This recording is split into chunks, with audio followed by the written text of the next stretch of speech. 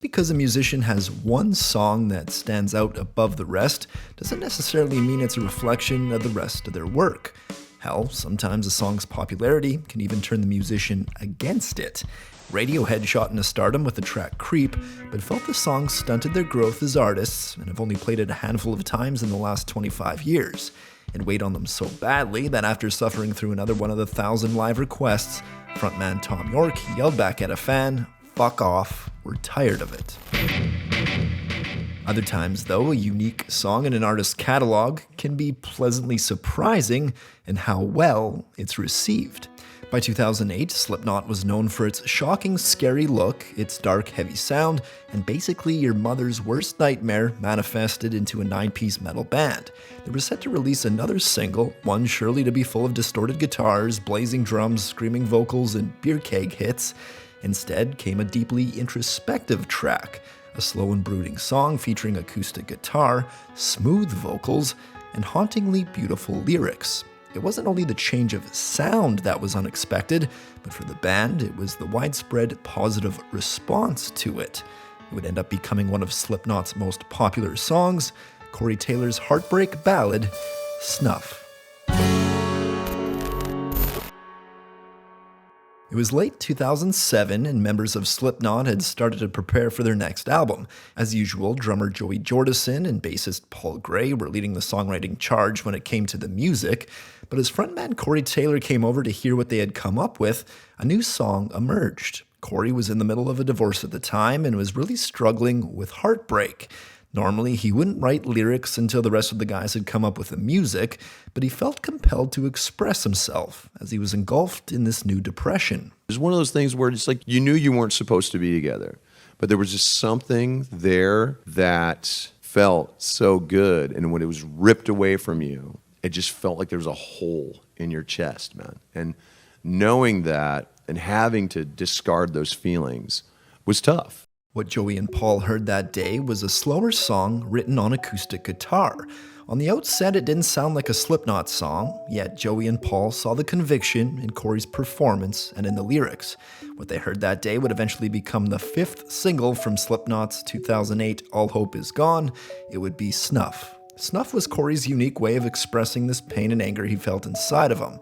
As opposed to most of Slipknot's previous work, you hear in this a more morose and introspective Corey instead of just plain angry.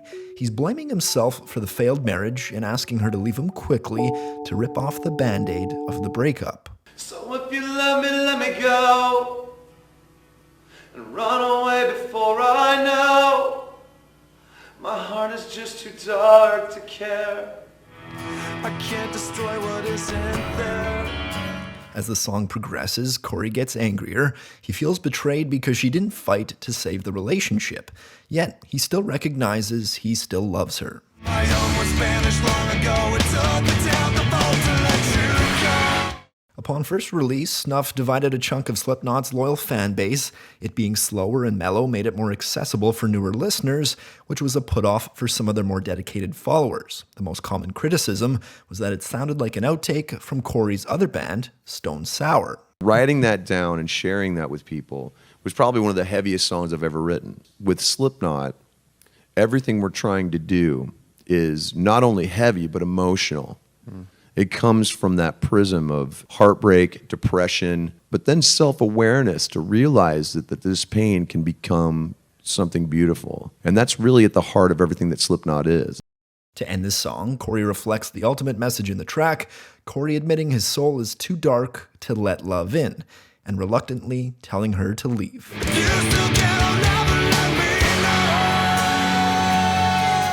The heartbreak leaves him so emotionally scarred, he begs his wife to stay away. He knows he wouldn't be able to handle another breakup if they were to mend their relationship.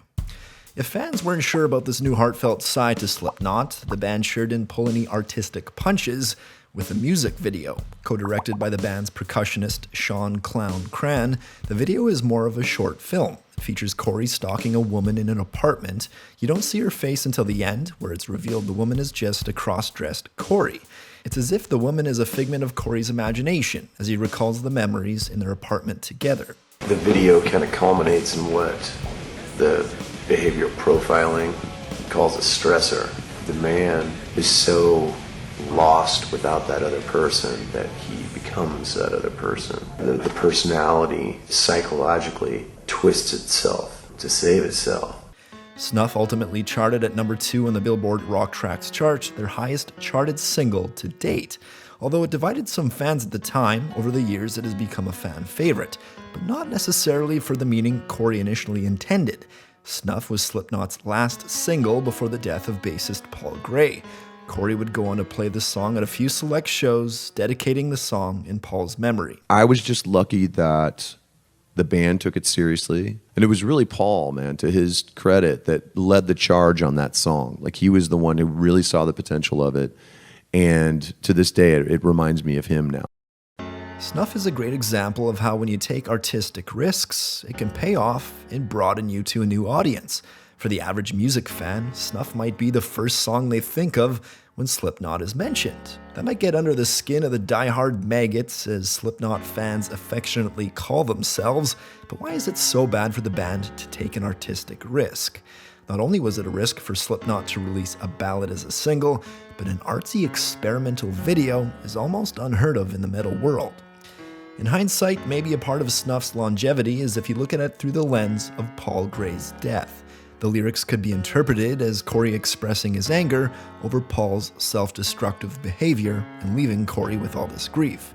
But over the years, Corey has become grateful that Snuff now reminds him of the great relationship he and Paul had. It no longer reminds me of the hell that I'd gone through. It reminds me of Paul. And that, to me, is one of my favorite gifts that Paul ever gave me as a musician. So that one really is pretty special.